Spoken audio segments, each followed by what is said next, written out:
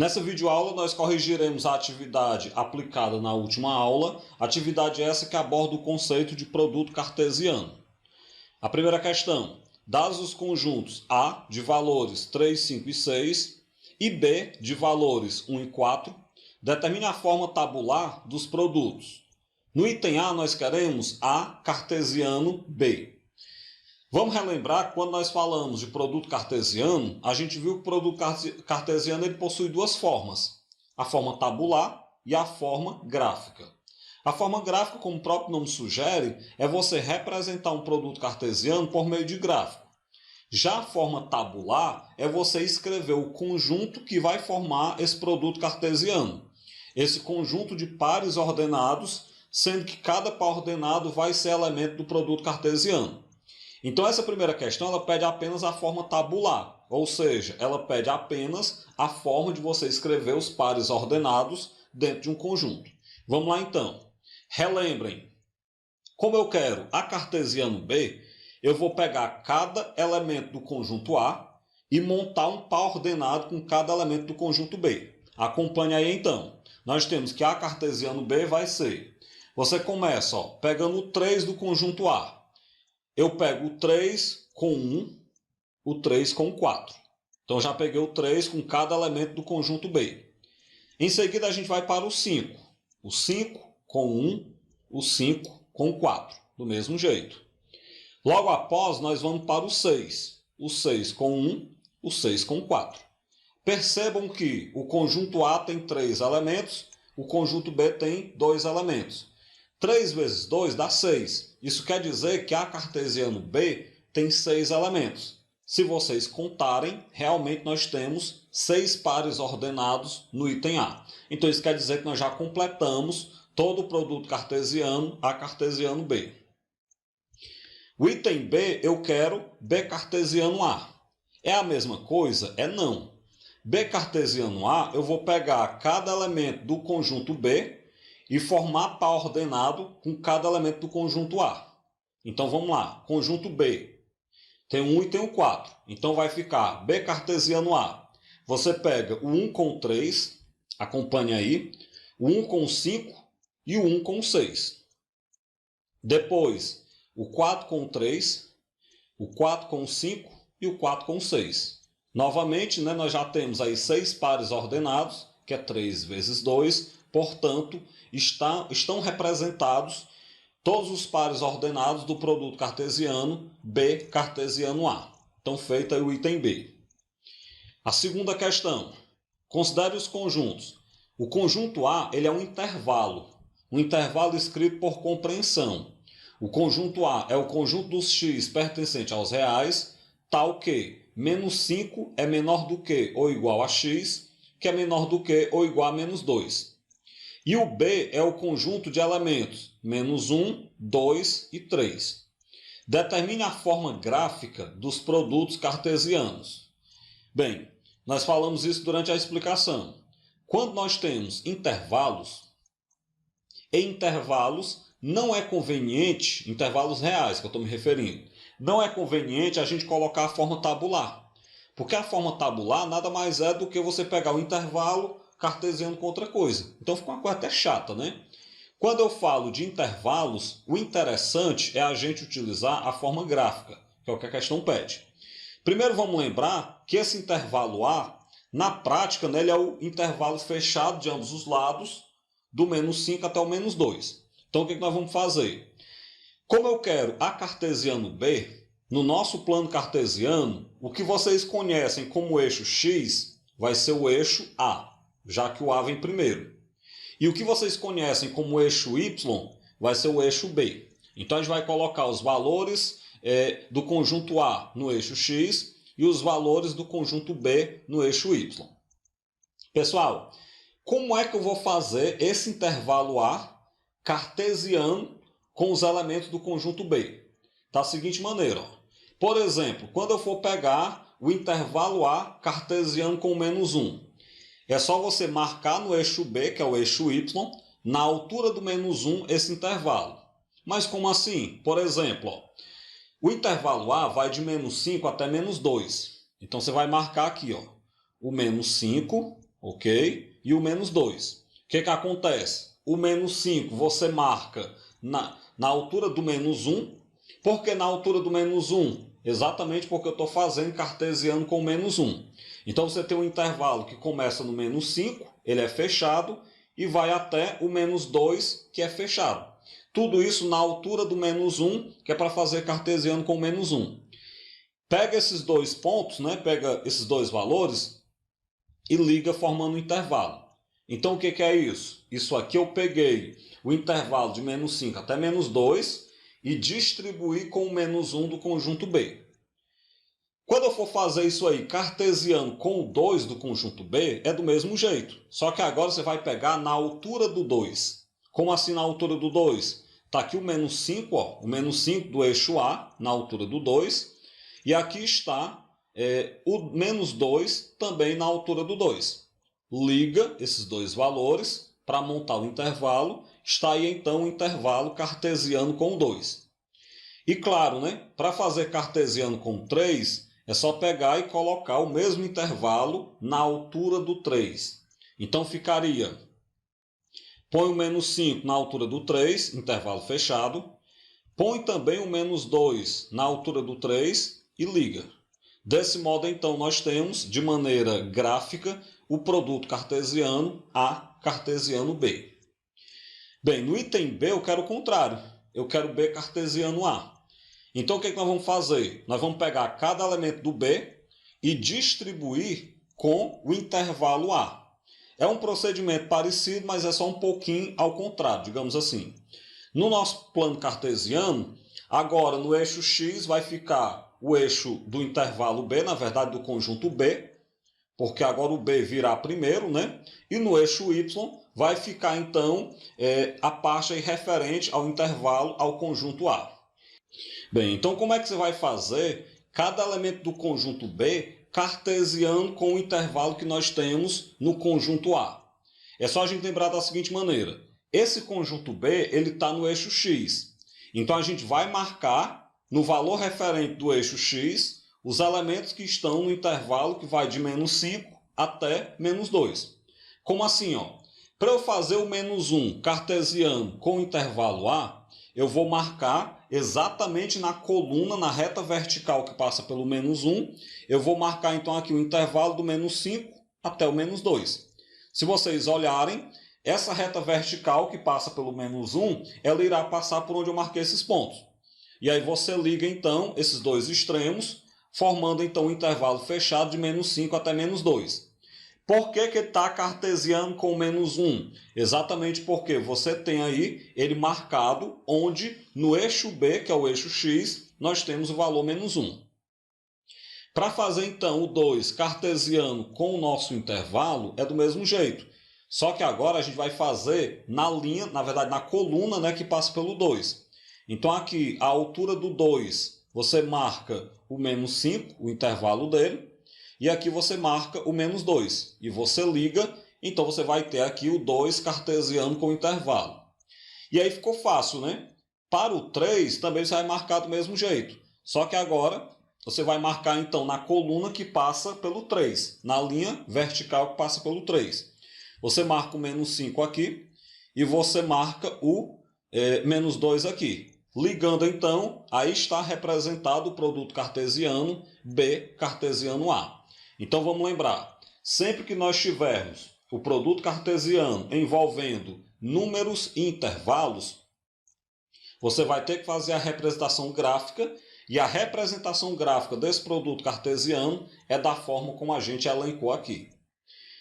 Bem, a terceira questão, nós temos dois intervalos, sendo o intervalo C, o intervalo do x pertencente aos reais, tal que 2 é menor do que ou igual a x, que é menor do que ou igual a 4, traduzindo, o intervalo C é o intervalo fechado de ambos os lados, do 2 até o 4. E o intervalo D é o intervalo do x pertencente aos reais, tal que menos 1 é menor do que ou igual a x, que é menor do que 3.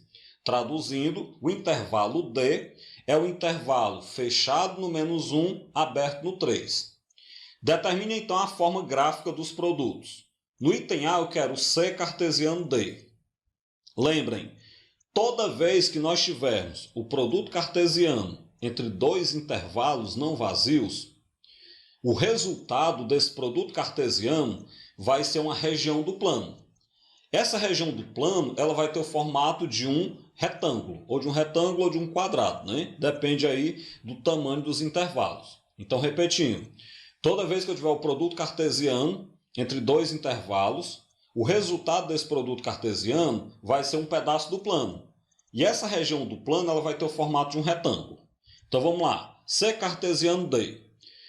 No plano cartesiano, o eixo x vai ser o eixo do intervalo C e o eixo y vai ser o eixo do intervalo D. Como eu quero C cartesiano D, a gente vai trabalhar só com os extremos. Por exemplo, você vai pegar o intervalo do 2 até o 4 e você vai colocar nos dois extremos do intervalo D. Quais são os dois extremos do intervalo D? O -1 e o 3. Então você vai pegar o intervalo do 2 até o 4, o intervalo C, e vai colocar nos dois extremos do intervalo D. Já eu explico só porque é necessário só nos dois extremos. Então vamos lá. Fazendo isso, o menor extremo do intervalo D é -1. Então na altura do -1, você vai marcar aqui o 2 fechado. Vamos lembrar então que o intervalo de C ele é fechado no 2, fechado no 4. Então na altura do -1, o 2 fechado. E também na altura do -1, o 4 fechado, mas eu marco daqui a pouco. O que eu estou fazendo aqui? Eu marquei o 2 fechado na altura do -1, no extremo inferior, e agora eu vou marcar o 2 no extremo superior.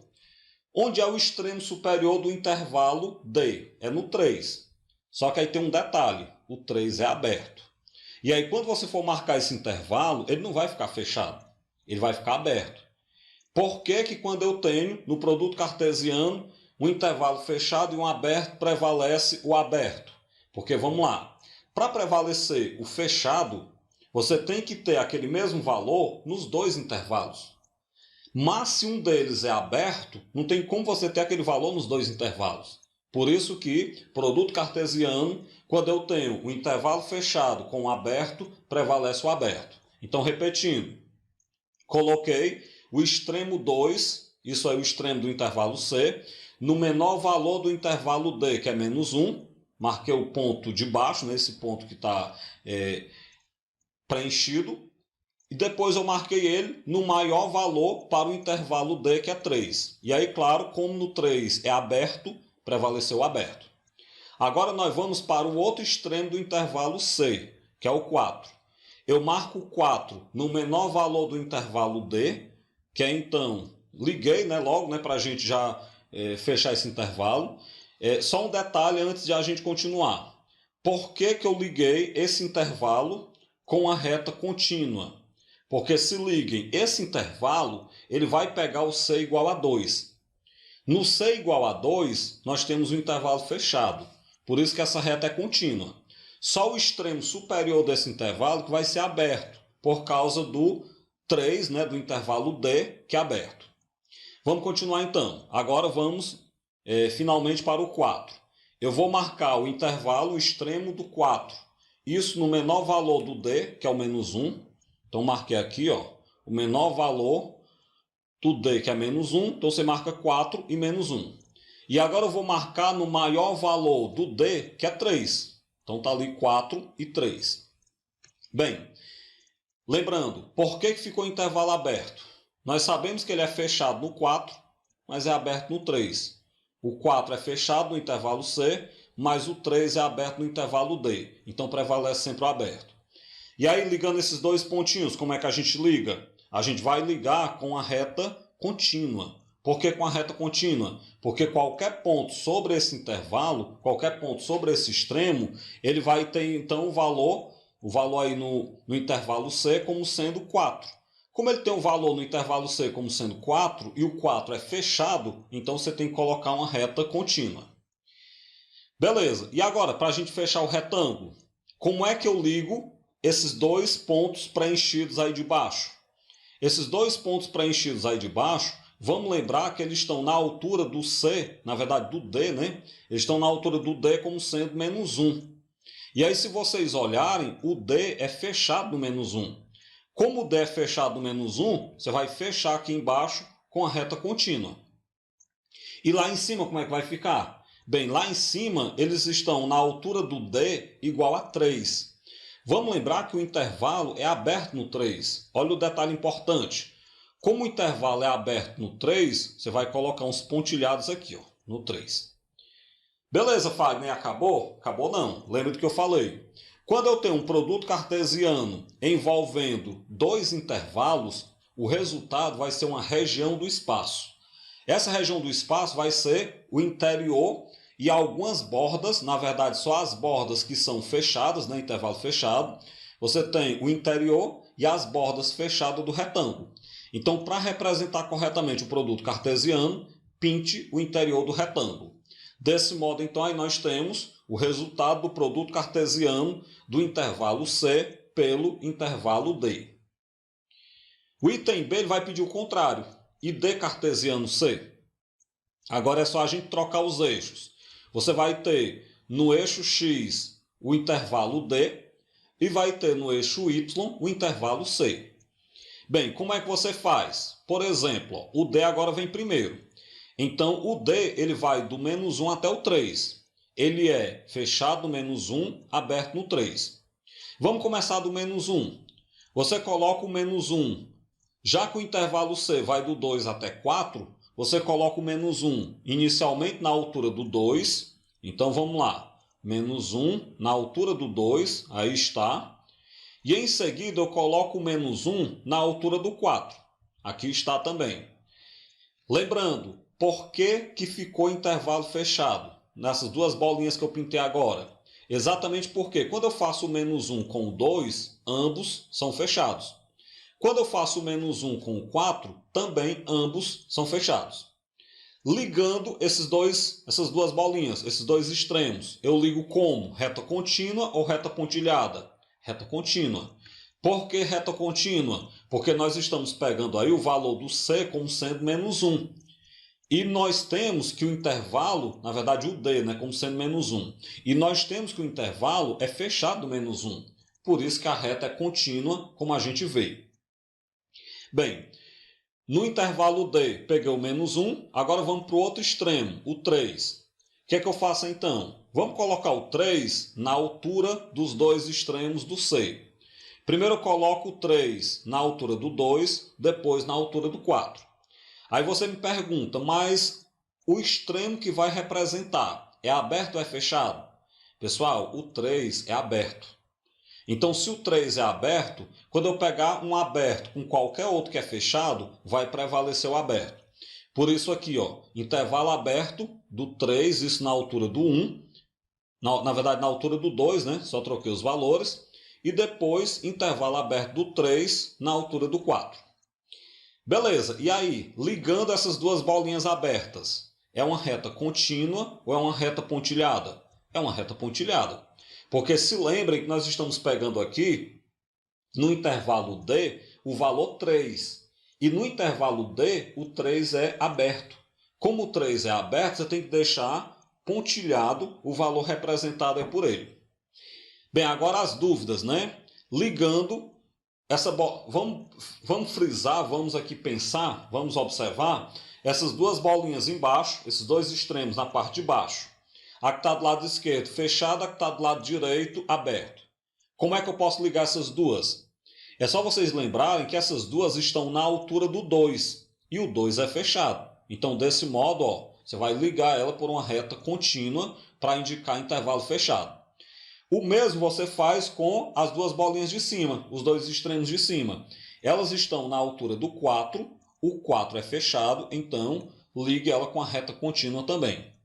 Lembramos então que ainda não acabou, né? Porque eu tenho que pintar toda a parte interior desse intervalo. Então aí está representado o produto cartesiano D cartesiano C. Beleza. Quarta questão da Cesgran-Hill. Seja o conjunto F, formado pelos elementos 1, 2, 3, 4, um conjunto aí com 4 elementos, E o conjunto G é formado pelos elementos 3, 4, 7. Então, um conjunto de 3 elementos. Determine o número de elementos de F cartesiano G. Olha, é muito fácil, né? Nós temos aí que o número de elementos de F é 4, o número de elementos de G é 3. Nós sabemos que o número de elementos de F cartesiano G é só pegar a quantidade de elementos do F vezes a quantidade do elemento do G. Então vai ficar aqui 4 vezes 3. 4 vezes 3 dá 12. Então isso quer dizer que o produto cartesiano F cartesiano G, ele possui 12 elementos. Com isso eu finalizo essa videoaula, onde nós corrigimos a atividade que abordava o produto cartesiano entre dois conjuntos.